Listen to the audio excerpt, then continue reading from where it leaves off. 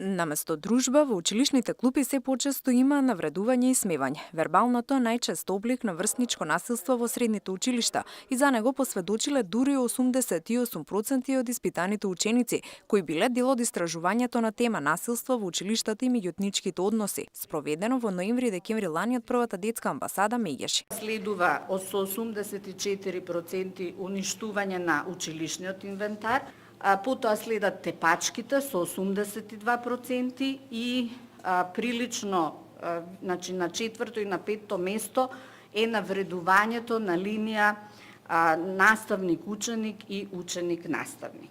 Според истражувањето, учениците не го препознаваат училиштето како установа каде може да побараат помош во случај на насилство. А загрижувачки фактот што се поголем број средношколци носат оружје на училиште, вели првиот човек на Меѓеши. Она што мене лично ме загрижува и треба да се вклучи алармот е носење нож во училиште, каде што учениците навеле високи 41%, носење палки, кое исто така 23% го навеле од учениците и носење оружје со 9%. Со цел да се реши проблемот, и наставниците и учениците се согласиле дека е потребно воспоставување воспитни модели, взаемна ефикасна комуникација како и личен раст и развој на секое дете. Елена Милошевска, Сител телевизија.